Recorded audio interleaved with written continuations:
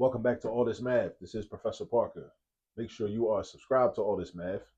Make sure you like the video, share the video. You know, you know what to do. All right, what are we getting into today? We're simplifying an expression.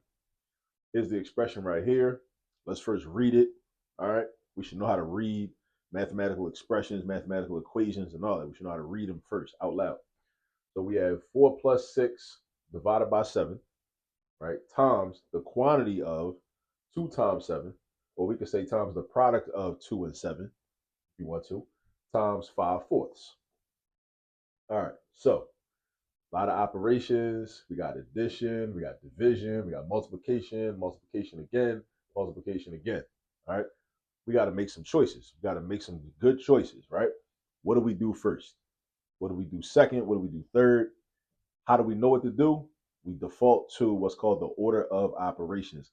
Some people call it PEMDAS, but they're not interchangeable.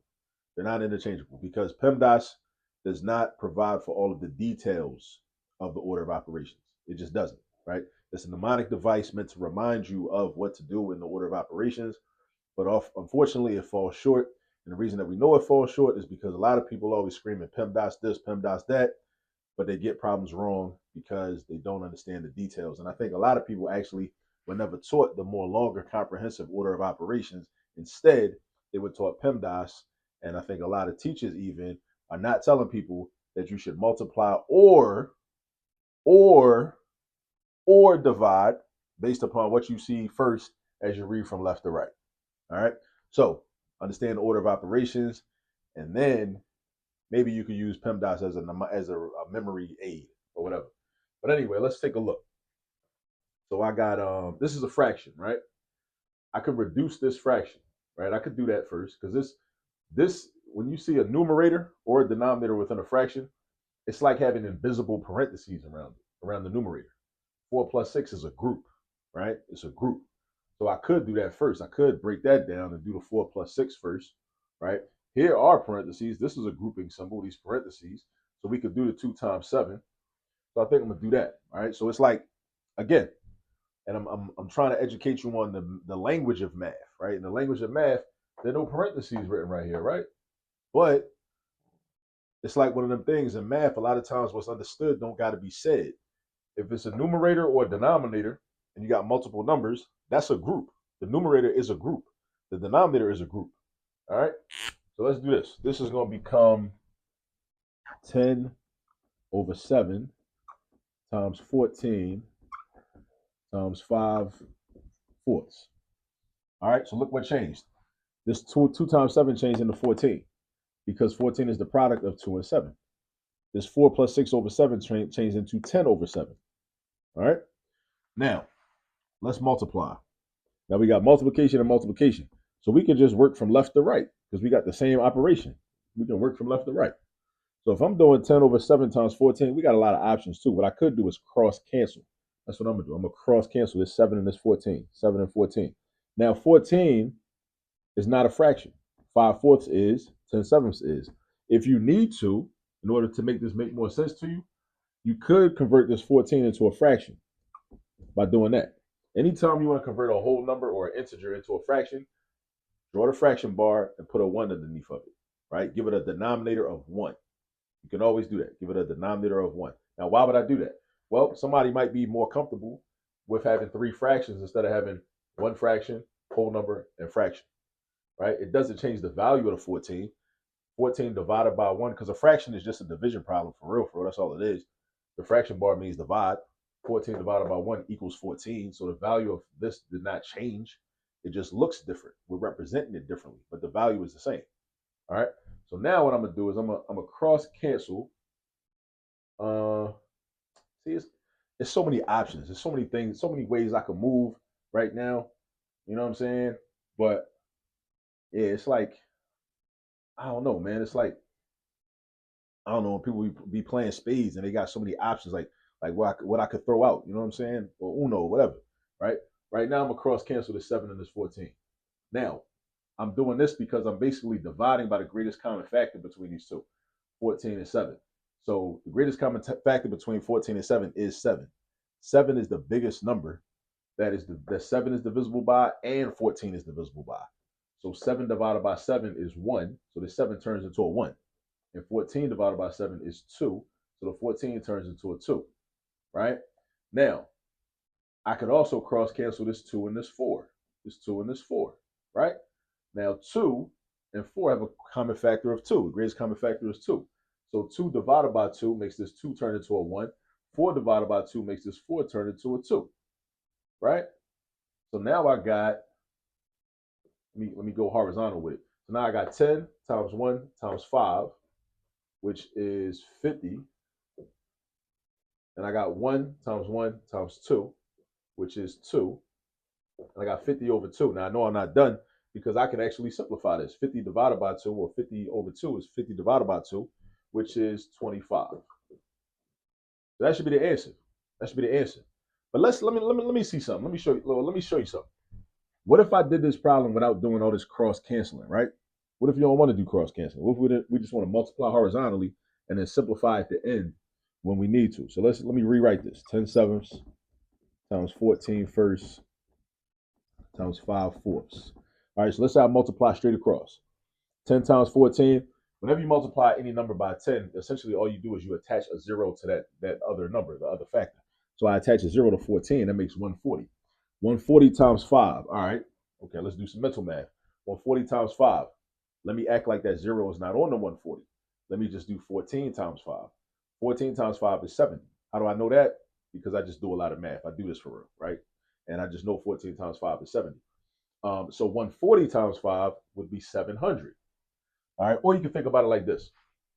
Break the 140 down into 140, right? So you think about number bonds, right? You got a young child and, they're doing number bonds, young child, first grade, second grade, whatever, they're doing number bonds in class. You're like, oh, that's new math. I don't like that. Well, number bonds come in handy, right? Because, it helps you to get to the distributive property. So 140 times 5, right? I break the 140 down into 100 and into a 40. I do 100 times 5, right? That's 500. I do 40 times 5. That's 200. How do I know that's 200? Because 4 times 5 is 20. So if 4 times 5 is 20, then 40 times 5 is 200, right? $40 5 times, 200. So what is 500 plus 200? Put them together, 700. That's another way to get 700. All right, so 140 times 5 is 700. Now for the denominator, 7 times 1 times 4, 28. All right, now let's see. I know we can reduce this. These have a common factor of 7. How do I know that? Because I know 700 can be divided by 7 evenly, and 28 definitely can be divided by 7. So 28 divided by 7 is 4. 700 divided by 7 is 100. And then 100 over 4, 100 divided by 4 is just 25. So again, we got options. It's great to have options. I love having options. Make sure my microphone is on. Yeah. Always make sure your microphone is on when you record it. You'd be salty if you record a whole video or record something and your microphone was off. You know what I mean? So yeah. So this is order of operations. We did it a couple of different ways. We cross canceled. If you're not familiar with cross canceling, now you are. We cross canceled the 7 with the 14, and we cross canceled the 2 with the 4. What else could we have done? We could have did. I was thinking of 10. Now we can't cross cancel the 10 and the 5 because they're both numerators, right? So we can't do that. But we end up with 25 doing it that way, right? But we also could have. Oh, you know what I could have did? I could have cross canceled this 2 with this 10. This 2 with this 10. Even though the fractions aren't right next to each other, it don't even matter. As long as one of the numbers is in the denominator and the other numbers in the numerator, it don't matter. Like if the fractions are right next to each other, or you skip over a fraction to get to it. Because think about it like this: we could combine all of these fractions into one fraction, and we would have just had 10 times 2 times 5 in the numerator, and then 1 times 1 times 2 in the denominator. And then when it's like that, then it's just one fraction. So if it's one fraction and everything's being multiplied, not added or subtracted, you could just cancel whatever or divide whatever, right? So we could have did it like that. If we'd have done it like that, watch this. This 2, so the common factor between 10 and 2 is 2, right? So 2 divided by 2 is 1. 10 divided by 2 is 5. And then we would have had 5 times 1, which is 5, and 5 times 5 is 25. I'm going to write it over here. We would have had 25. And then we did have 1 times 1 times 1, which is 1, which equals 25. See?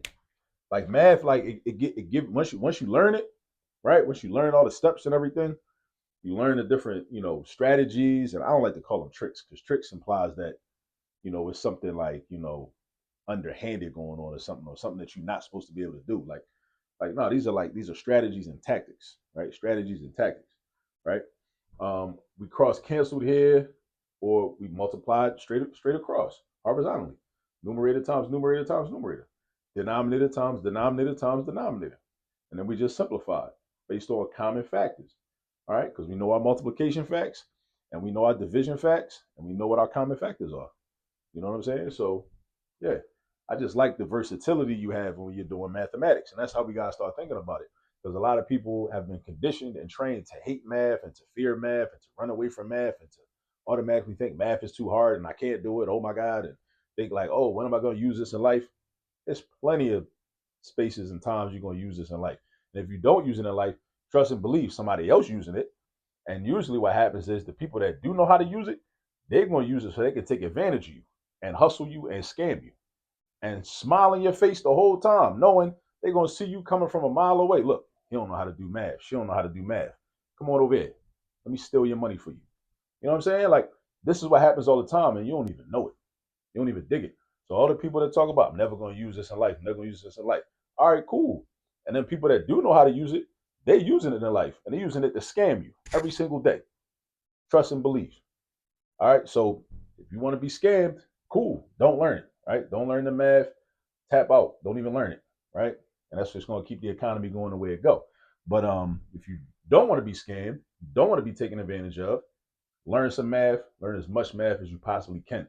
So learn about fractions, learn about reducing fractions, simplifying, order of operations, all that, and even higher level math, the algebra, the geometry, the pre-calc, calculus, all that, statistics especially. You know what I'm saying? Go practice some more of these. I'll see y'all on the next video.